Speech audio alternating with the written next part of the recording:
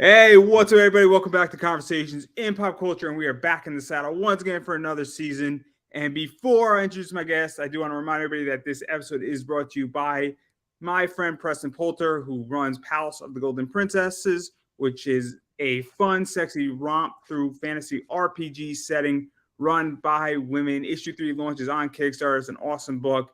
And currently, he is offering to anybody who signs up on his website, Pocket Jack Comics, for his email list, a free PDF copy of issue 1. So go check that out. But enough about that, because I have with me comic creator Stokes. So welcome back to the show, man. Thank you. Thank you so much for having me, bro. I am very excited. Obviously, we spoke, I believe, about decay or intrusive thoughts. I forget Intrusive which. thoughts. Yes, I forget which one we spoke about. It's been a while, but I know you have another campaign going on with Tap or Die. And I know you're fully funded, but what is the basic premise of this comic for those who are hearing about it for the first time? Because I know it's an interesting story that's a little bit different than Yeah, Intrusive Thoughts. A little bit different. it's very different. So it's about a guy. He's a stud, and he gets gatekept by the legacy wrestlers in his commission and or his federation, and his league commissioner screws him over, so he goes and get revenge. Kind of like a wrestling John Wick, I would call it. Yeah, there's a lot of stuff going on with this, and obviously, I am a huge wrestling fan.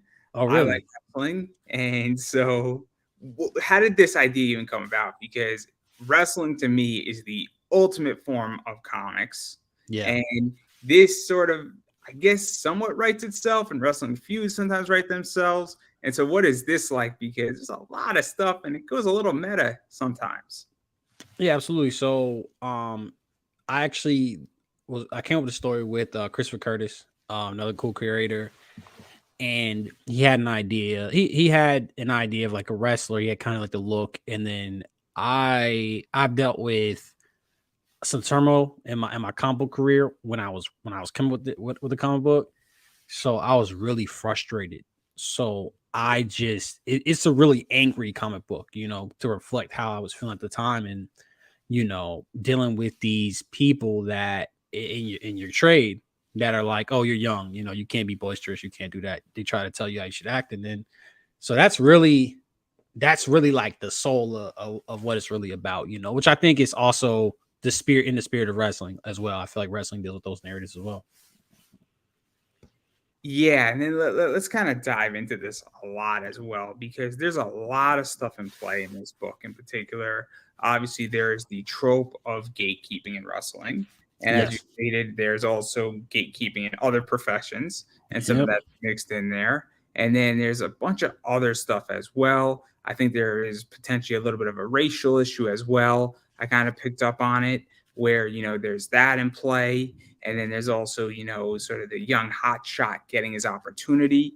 And Hmm. what is this like to really capture that? Because this story is, parts of it at least are well known and are relatable, and then other parts are not. And also some of this stuff has played out on TV. And so what is that like to take your spin on it and then sort of, I guess, put a nice fresh coat of paint, add a few twists in there, and create something that is kind of cool in that regard? Yeah, absolutely. I mean, yeah, you're kind of banking on nostalgia, right? You're banking on the sport.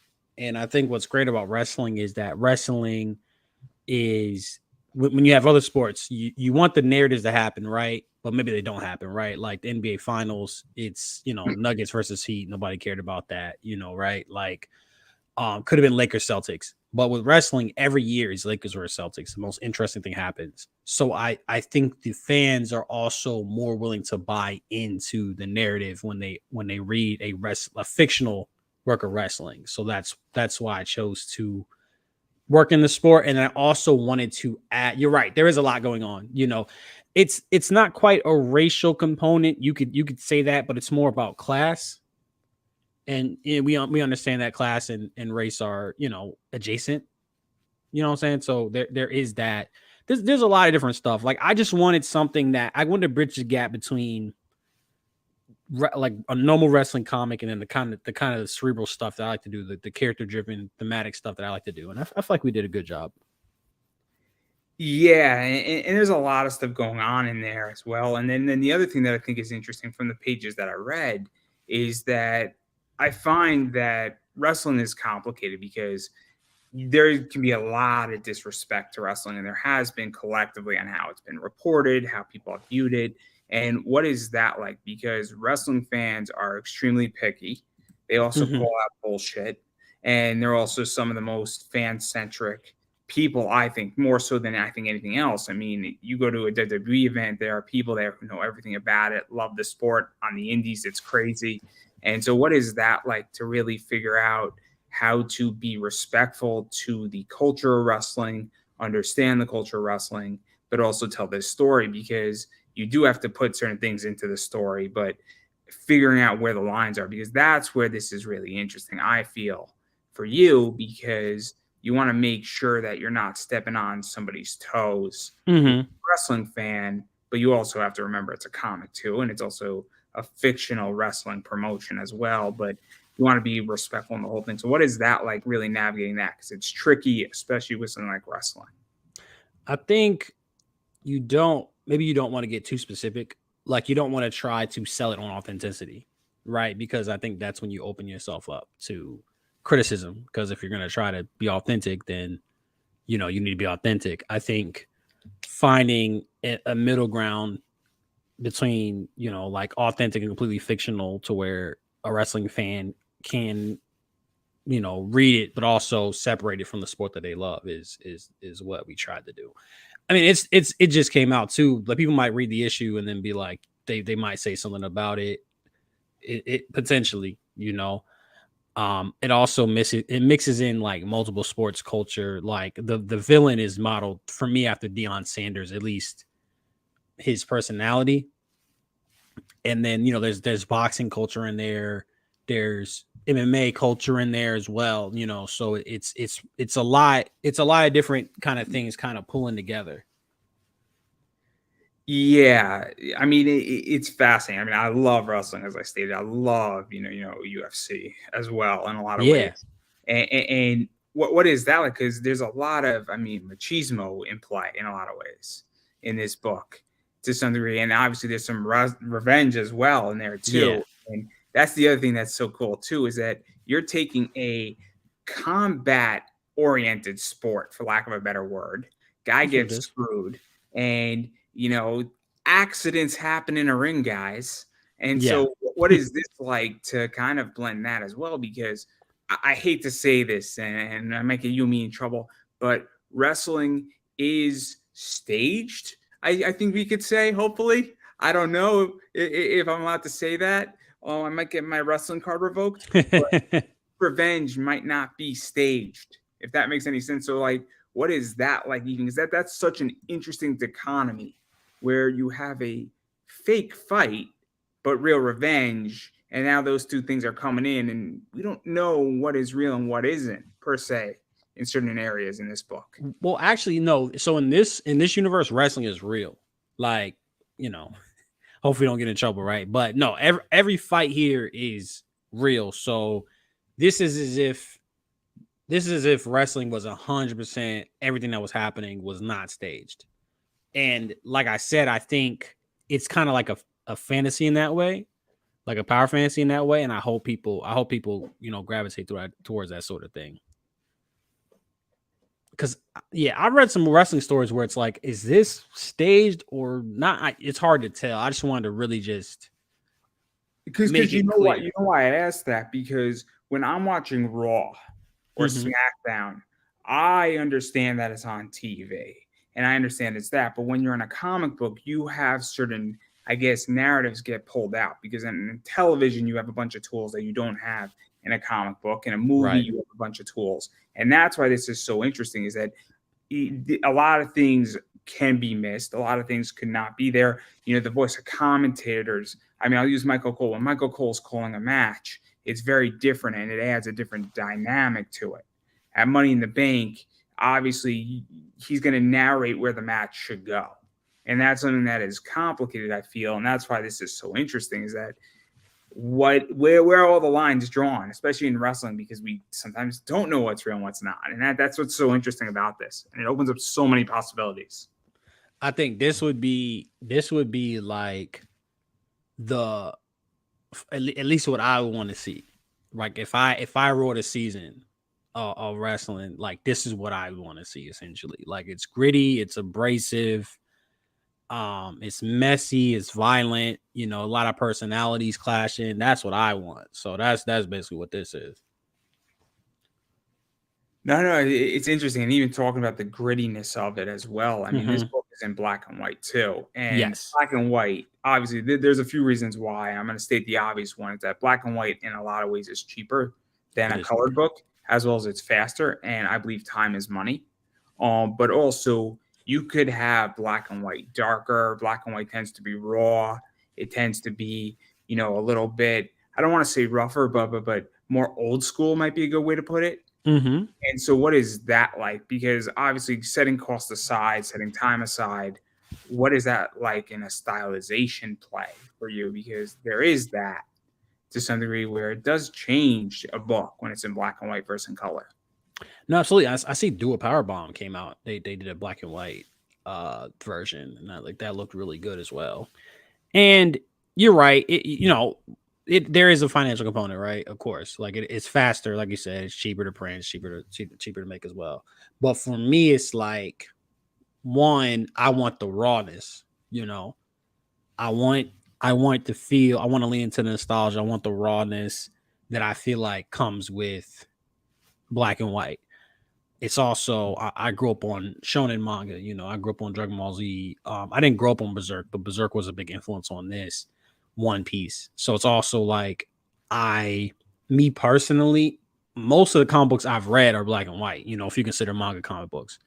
So it's that as well. It's an aesthetic choice, and then like Pat does a lot of his bigger series are black and white. So that gave me the confidence that okay, like I can find an audience with this.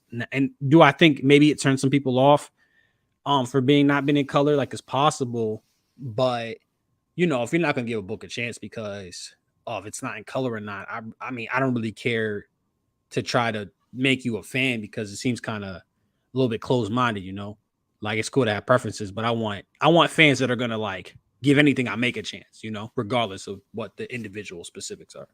So I'm actually curious about this because I like manga. I obviously like American comics. But I love color. I love color. I love Yeah. massively saturated color. It's Yeah. something I thoroughly enjoy. And I'm also getting to the point where if I'm going to spend 20, 25 bucks on a cover and back it, I kind of expect certain things in that Yeah. book. And maybe it's because I've been cultured that way. Maybe it's just because it's sort of been that way, or maybe it's like you need to have that level of black and white that it really needs to be at that next level. And so, what is that like, even figuring that out and even calculating that into it? Because it is tricky at this point, because I hate to say this, but like everybody has to earn my dollar because there's a lot of really good projects out there in the comic That's world, fair. both on, Fund My Indie, Crowdfunder, Zoop, Indiegogo. And I mean, there's some stuff that people are self-publishing that are killing it. Not to mention that there's some really good projects that are being put out by some bigger companies like Image that are just going to direct market. And so what is that like? Because I think sometimes it creates another problem that people are like, are you really earning my money? If that makes any sense. Yeah, I understand that. I mean, like I said, there is a financial component, but I also think it's a big book too. Like it is, it is you. It's a 30-page book. Without the back matter. So, I mean, if an in color book costs $20 is $15, and then like a black and white book $30 is $15. I feel like that's a good value. And this wasn't like I had pages to be colored, and then we said, "Oh, let's just keep it black and white." These pages were drawn to be black and white, you know, and I think it shows. I wouldn't want these to be colored, like maybe we can do a colored version down the road if there's a huge demand for it. But I feel like these pages stay on their own. What do you think? I'm just saying it because at this point, I look at everybody's project and I have limited money right now Yeah, to back things. And I'm saying, cool, what is looking good? What's looking interesting? I don't just say, oh, color, no, thank you, no yeah, color. I don't go that way, but it also is a huge factor. I mean, I'll be very honest. I look at what's the concept of the book. is there color in the book? How is it drawn? How much is actually revealed to me? Did the person actually write a good pitch on their Kickstarter? Is it actually understandable what the hell this book is? So like I want to know what I'm going to be buying. How long is this book? And then I look at price. And so, I mean, there's 8 factors that determine me. It's not just the one. And then also it's track record. So technically 9. So, if you're brand new or you're notorious for not delivering and you're a year late all the time, that's also going to affect me. And that's just my opinion on it. Right. But I don't think anything I said is out of the norm. No, absolutely not. I was just asking what you thought. What was your impression of the? You looked as made. What was your impression? Like, was the lack of color a turn off for you? You can be honest. I mean, a little bit. I'll be honest. Where I'm not really. I sometimes enjoy black and white, but I am really a color guy. I'm an anime like weeboo, and I love color, and like that's my problem. I love also like new school saturation color. Yeah, that's fair. But like, I'm not anti-reading your book. It's just that like, I have to think about it for a minute, if that makes sense. Versus saying I'm in all the way. Like, and that's just how I feel as a person. But I'm not against your book per se. Thank you. It depends in which that you have 21 days left, so I don't have to decide this second. Yeah, your book. So like 3 weeks. In my head right now and said, "I need you to back my book, Andrew." It'd be a little bit different where I'd be like, "Well, it's been nice knowing you, Stokes. It's been nice knowing you." Bro, what's going on, bro? But in fairness though, I have ran 6 campaigns and fulfilled all 6 of them. Like I think within my last year, I've done within a month, so I got a pretty good track record. But I'm not attacking your track record. I understand, bro. I call things down the middle in a lot of ways. Yeah, no, that's fair. People who have really bad track records, but they have great books. And again, it's not the only thing in which that, I mean, this is how I feel, is that I feel like it's a collective of parts now on Kickstarter, because there's a lot of good people on Kickstarter. There's a lot of bad people on Kickstarter. Yeah. And I mean, you've experienced pretty bad people. I've experienced bad people. I've experienced bad projects. I've experienced great projects. And so it's really the Wild West. Yeah, no, you're right. You're 100% right. Yeah, I was genuinely just curious, but like I said, like you're gonna run into people. Like I've been reading Do a Powerbomb, man. I mean, those colors are insane. They're gorgeous. Like, so yeah, if somebody were to pick Do a Powerbomb over Tab or Die, I couldn't be mad at them. Like it's an incredible looking book. And that's the risk that you run. But I feel confident. I feel confident that this book stands up to a lot of really nice looking books that are in color.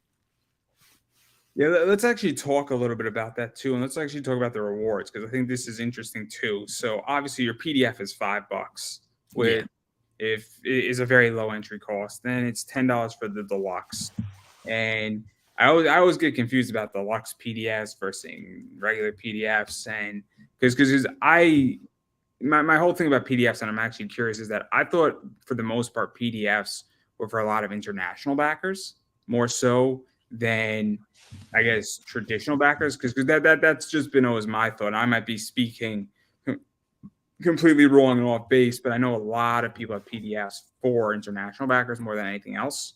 And so what is that like, though, to offer, I guess, a additional PDF option? So I think it's interesting, and I'm seeing it a lot more now. I think I got that from Pat, to be honest. I think, like, I mean, the PDF, it behooves you to order the PDF if you're like, the delta is wider. If you live in Sweden, you want to buy Tap or Die, the delta is wider from the PDF right to the issue, because you're going to pay for shipping, right? You're going to pay $40 potentially, or $5. If you are domestic, then the PDF is $5, the deluxe PDF is $10, and then the physical copy is $15. And then I believe, I'm gonna check. I believe real quick, the digital deluxe is included with the physical copy, so it's $5 more. So you're talking about a difference between $35 and then $5 if you wanted to upgrade US domestic.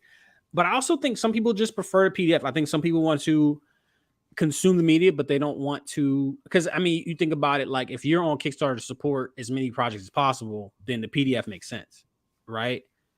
I'm not, and I think I get a lot of domestic people that buy the PDFs. As far as the deluxe PDF, I think it also, for me, I want to offer something for people at different price points. Like if you have hundreds to spend, I want to have something for you. If you have $5 to spend, I want to have something for you. So I think the 10 is good because it's like I don't want to just get the first thing, but I want to help you out, get you that little extra So, in the let's context, the content.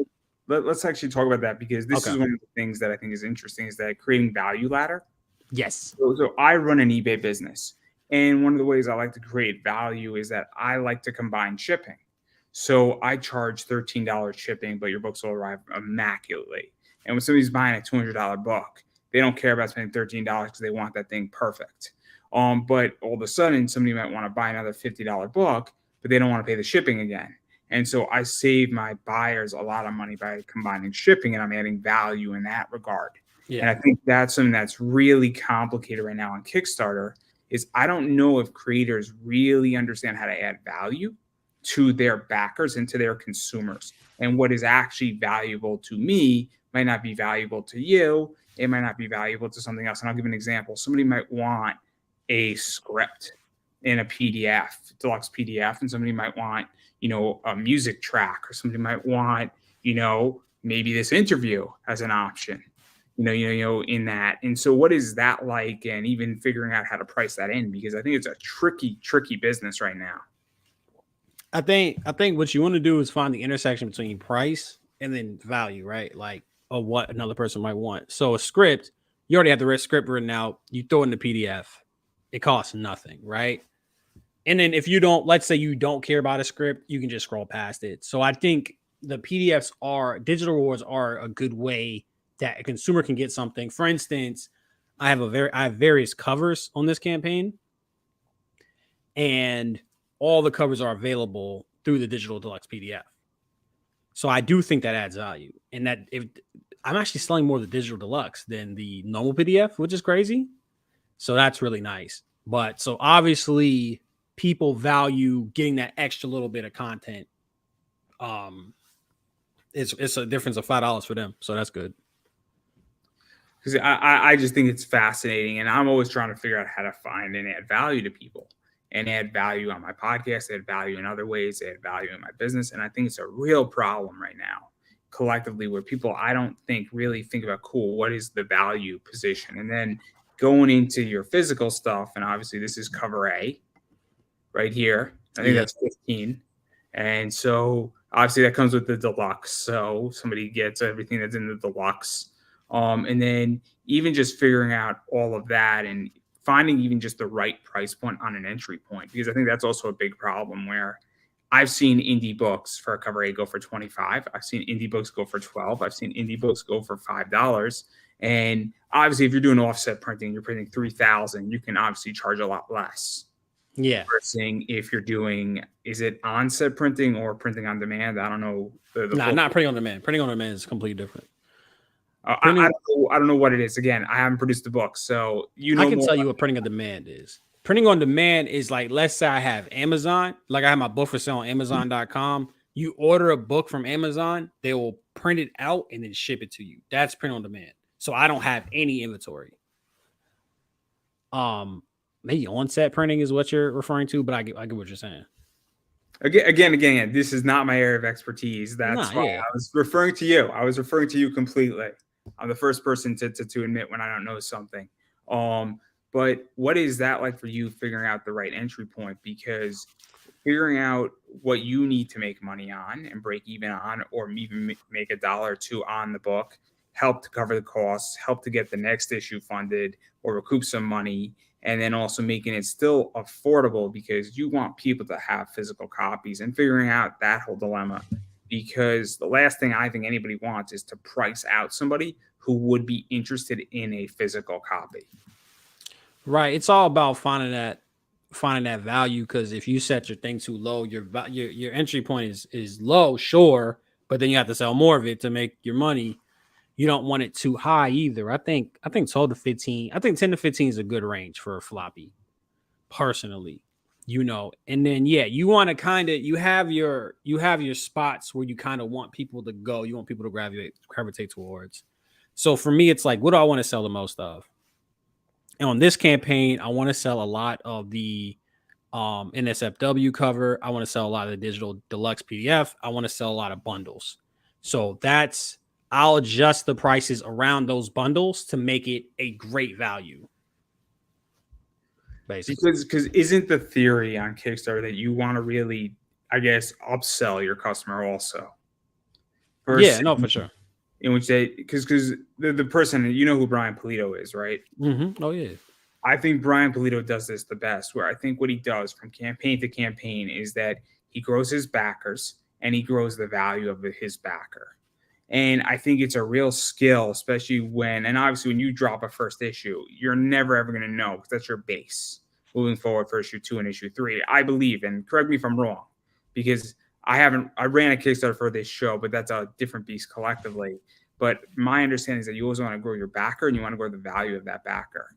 And so what is that like? Because right now you're in the middle of this campaign, and I think you're developing and figuring out your base for when issue 2 of this book comes out and issue 3 comes out. And what is that like to make sure that you have an accurate base? Because I think that's a really complicated thing. And I think people who do that and figure those numbers out tend to do well on Kickstarter. I think the tricky part is that you should never assume. I never assume that everybody that backed the first book is going to back the second book, right?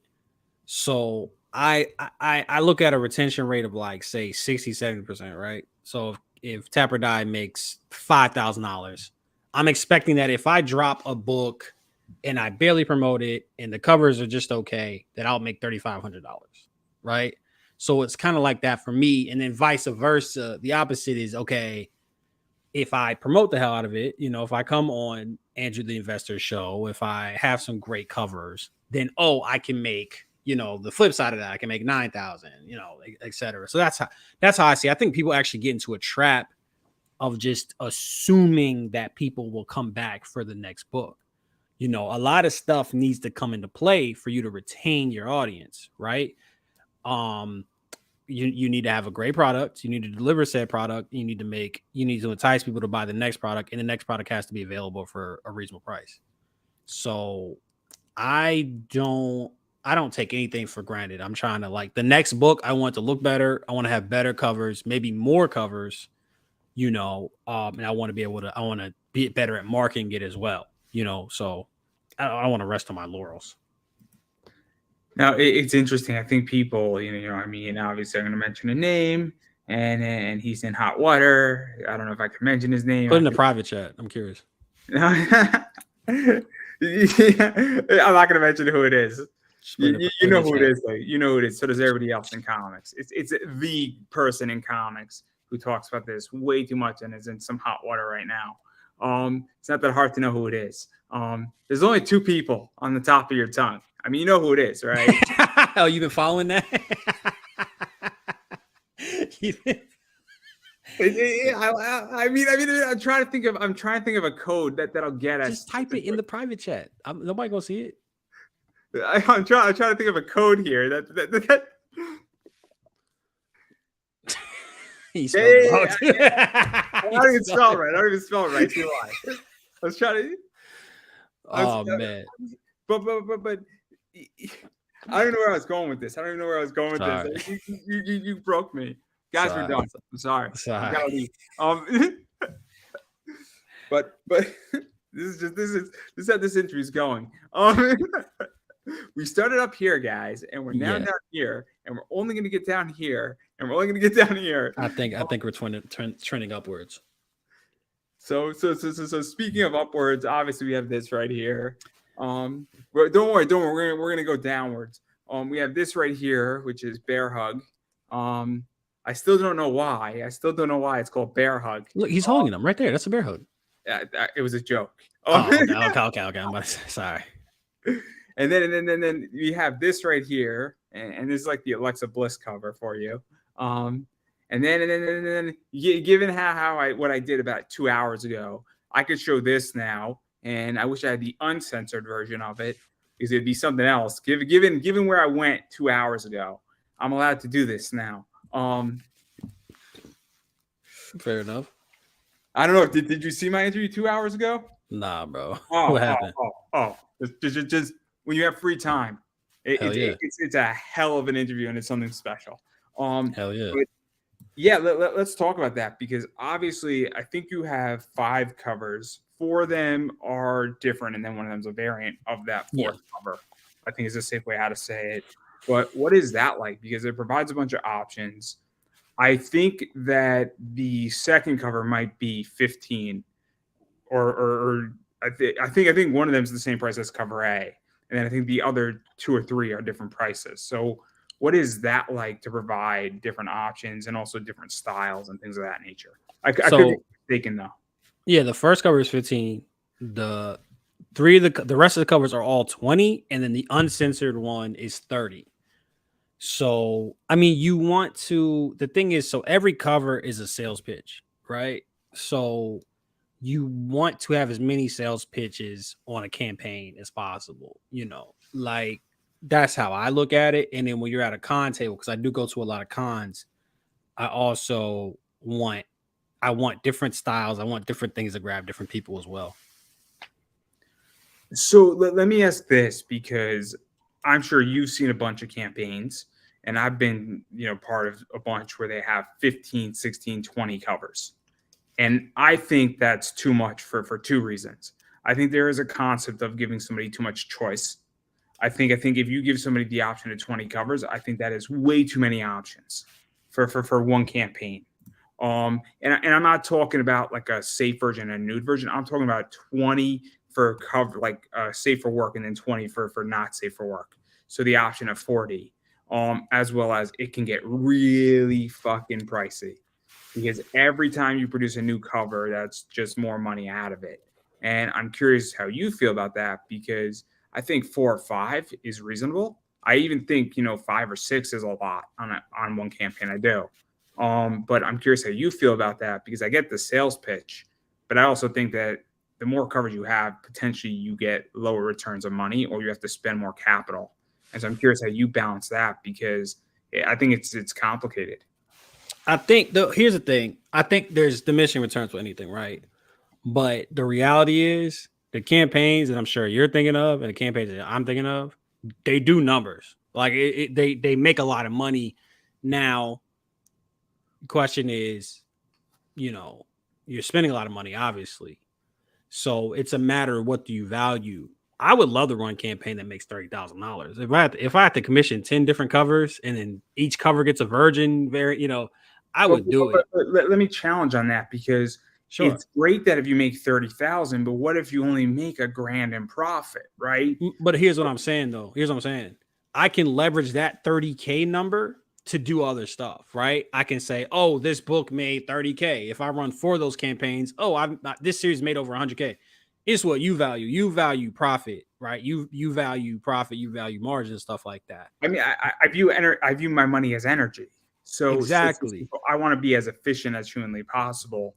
And so I get the idea of saying, oh, I did 120,000 with these 4 issues. I get that, and I get the clout that comes with it. Exactly. I also go to the idea saying, what if my profit margin? So in my eBay business, I do 32% profit margins. I would love to have the clout. Clout's great, but clout doesn't pay my bills. Clout doesn't get me where I need to be. That's not true, though. Well, for comic book creators, certain industry, we're talking about wrestling, right? In entertainment, the fact is clout can get you money. You know what I'm saying? And it's about the individual's choice on what do they value. Like I said, I might do tap or die with 10 covers one day. I can't say I won't.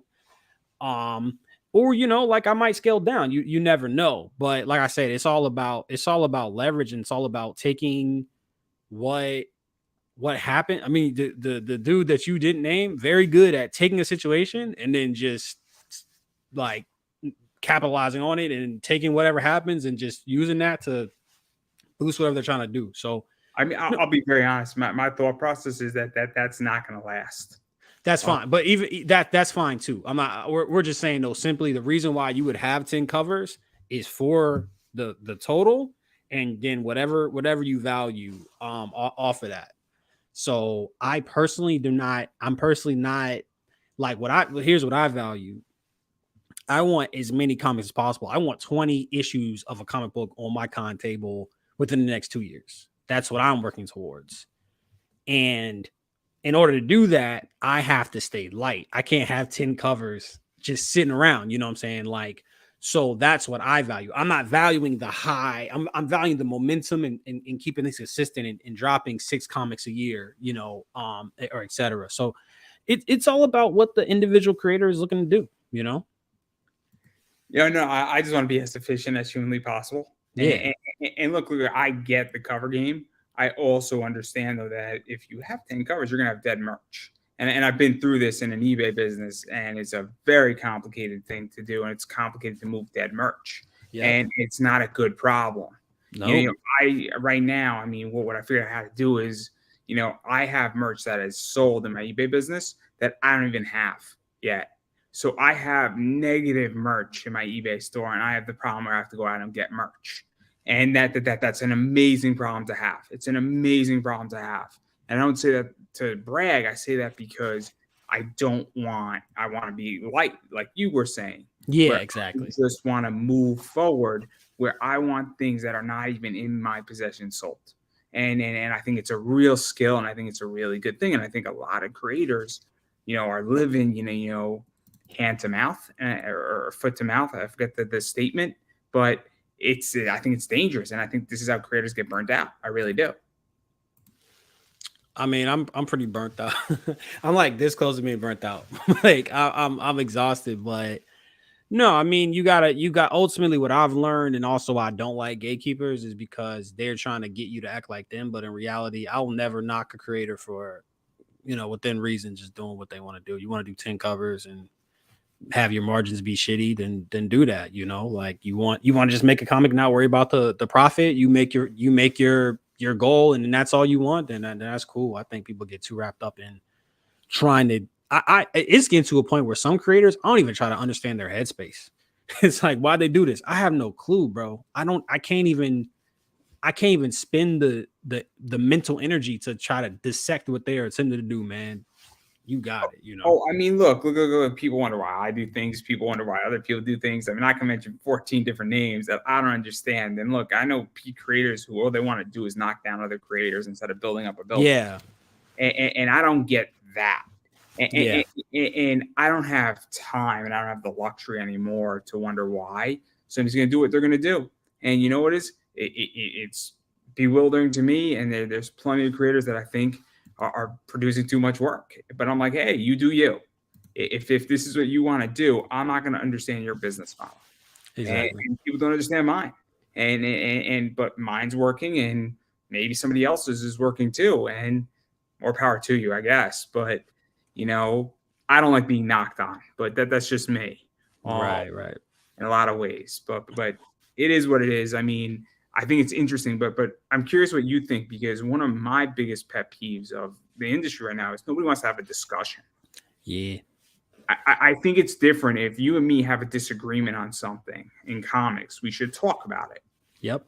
Versus attacking. And that's what I don't understand about the industry. And obviously I haven't produced a book, and I may or may not. I haven't decided at the moment, but for the next 6 months, I'm probably not going to.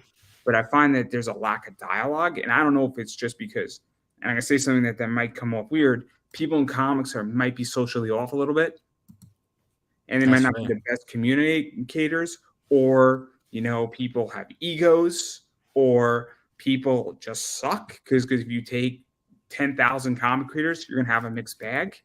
I don't really know what it is, but I'm curious what you think, because you've been the victim of some stuff and attacked. I've been attacked. Maybe by the same person, I don't know. But like, why do you think that is, that this industry is just, I guess, having that problem? Because I think it's a big problem. And you can plead the fifth at any point. No, I'm not pleading. No, I'm not copping out. So I think, but here's what I appreciate about you is that, and here's what I think you should buy the book, because the book is about you. It's you have a specific way about how you want to do things. You're looking at marketing efficiencies. You're looking at certain things. You like, I want to operate this way. You did a Kickstarter for a comic book show, right? And people had a problem with it.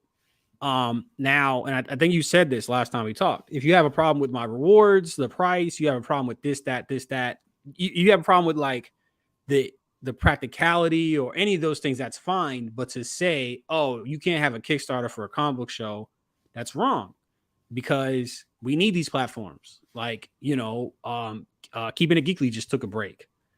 Blake's Buzz went off. I think he took a break from his platform as well. So it's like there's a lot of work. So why not? 4 years strong, everybody. I have taken this whole time 2 weeks off. I had a surgery on February 22nd. February 22nd, 7:00, I was interviewing.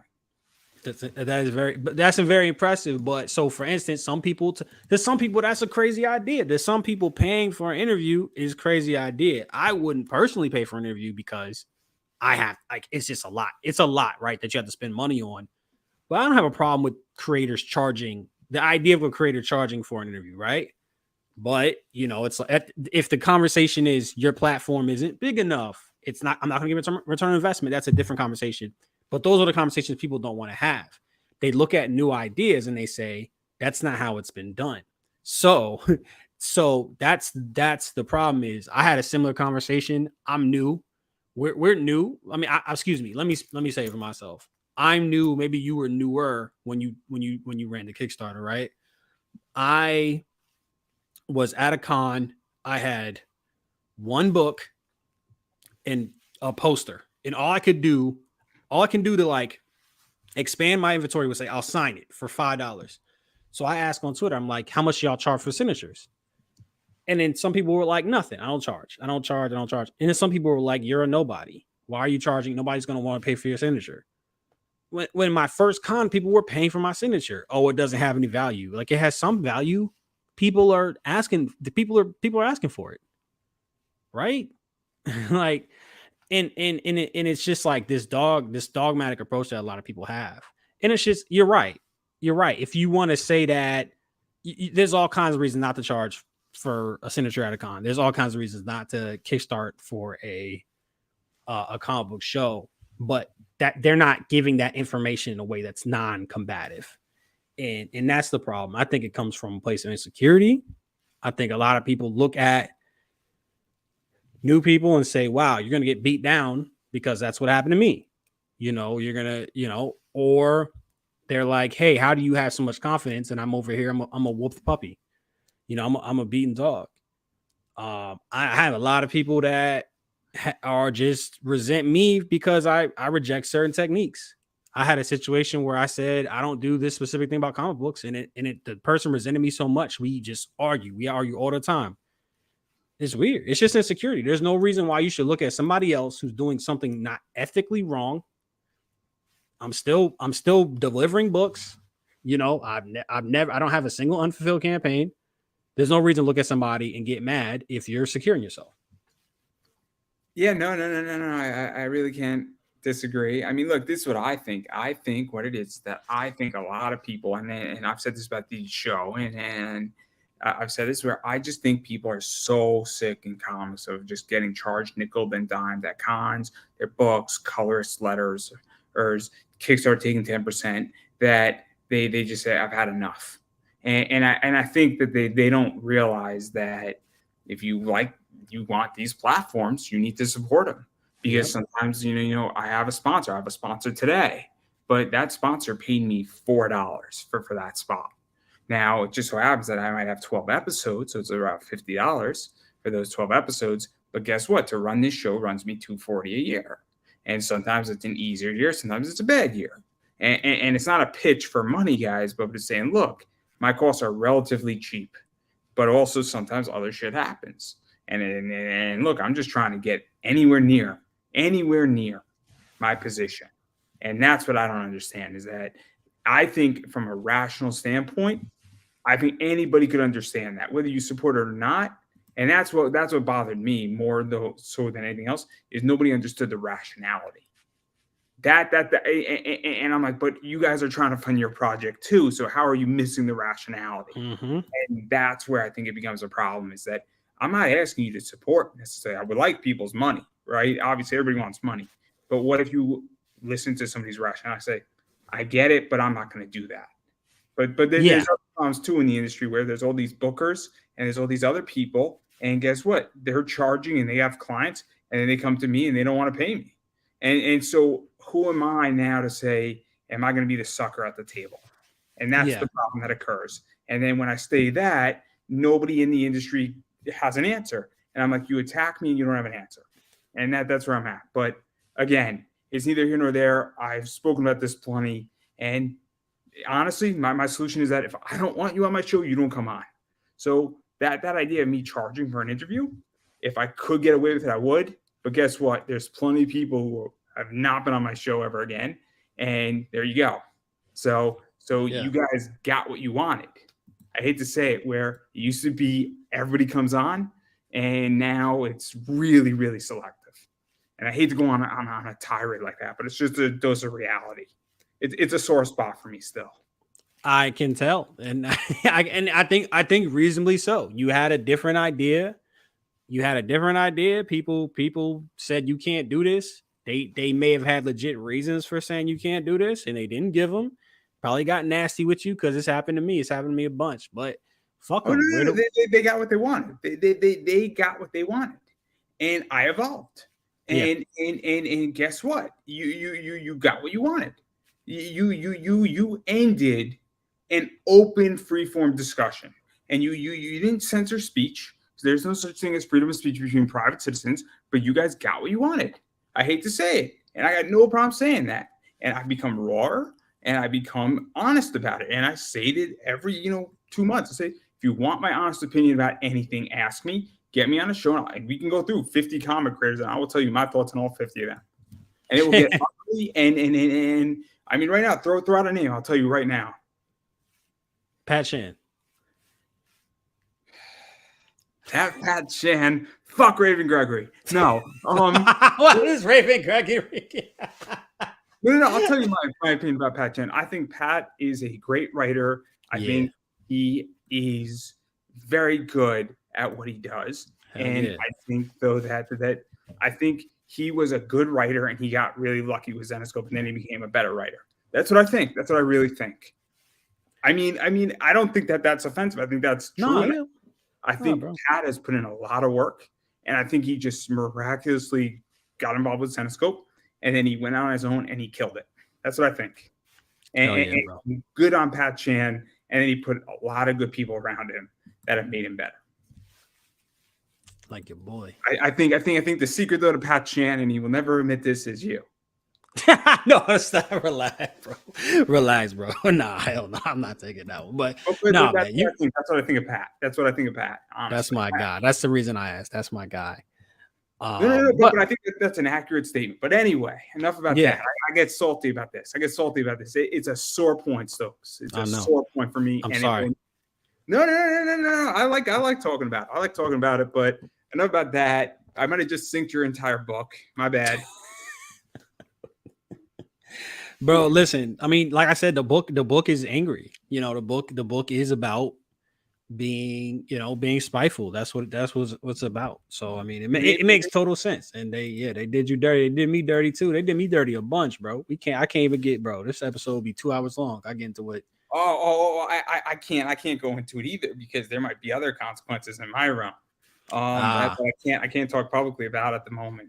I'm glad that I got a couple publishing deals, not big ones, not like I'm not working for Image and no shit like that. I got like some work for hire work, but for the most part, I can do what the fuck I want. It's real nice. It's really cool. So I built my own. I built my own for a reason. I built a business that's going to take care of me for the rest of my life any which way, and I can do whatever I want in my business, and apparently I'm good at it. But and honestly, I don't think I'll ever go publishing. I think eventually I will do a book, and I'm going to do it on my terms because I've earned that right. After all the shit everybody's put me through in the last 10 years, I've earned that right. But I digress. That's enough about me. Let me say something real quick though, man. After you go through all that, thank you so much again. I really appreciate you having me on. And I wouldn't have given you no shit, bro, for that shit. Just like like, and I like that. I like you not gonna talk shit about my Kickstarter and not come on my fucking show to promote your shit. I love that. I love the energy. Hell yeah. What did I do? I'm saying like if a motherfucker were to be like, you can't kickstart your show and then try to come on the show, fuck them. Like hell no. Oh no, it wasn't even that. It wasn't even that. I'll just say it openly. A lot of people just come around when they need an interview, and they don't come around when to whatever. And I was like, great, we're done. I'm extremely selective, and there's another name that I can't mention who's been helpful, TG. That's they're gonna leave it. But he gave me some good advice where I get certain guests on my show, and I have to be selective. When you're interviewing the Bushwhackers, I'm not interested in putting on somebody who has no right to be anywhere near them on my show. And I hate to say that, but that's another thing too that people don't get. Why I potentially charge, because I had Barry Yandel on, who's Bon Clay from One Piece. Like there gets a point where it's who is on this show and who's in association. And I have to protect the brand. And I hate to say it, but money is a wall breaker on that. But I digress. It's a whole bigger thing, and there's a lot of shit for that. And I don't think people have a full understanding of the circumstance because I don't talk about it all that often. We would need like 3 or 4 hours to go through this with people. And I think hopefully people would respect me, but I digress. I'm gonna let you promote yourself. Hell yeah. Before we get you and me both in trouble. And bro, I'm World War III. Bro, nobody can give me a show, bro. I'm a free agent. But yeah, check out Tap or Die. It's an amazing book, I think. Gorgeous black and white pages. If you're a wrestling fan, non-wrestling fan, you're gonna love it either way. Fair enough. Where could people find you on social media, all that fun stuff? At Stokes the Writer. It has it. What's it right there? Stokes the Writer on Twitter, and then Instagram at Decay Comic. And then I'll just quickly promote myself. I am down below. I am Pop Anime Comics on Twitter, Instagram, Facebook. If you would like to pay for an interview, buy me a coffee. You're more than welcome to do so. I am more than happy to take all your money at any given point. But you don't have to. But if you do want an interview for real, everybody, and make me a good pitch. Pitch it like your life matters, because I'm more likely to pick up an interview, especially if you're not paying, if you pitch it really well. Pitch it as if you were pitching it to a publisher, is all I'm going to say. As well as, if you really want to get on my show, subscribe to my YouTube channel. That's another good way how to get my attention. Subscribe to my YouTube channel and actually comment on my videos, because that will probably buy you more favors than you can imagine. But I digress right there. On that note, I'm going to give you the final word. Back Tap or Die. That's it. Well, I don't think I could have suplexed that any better, everybody. Yeah.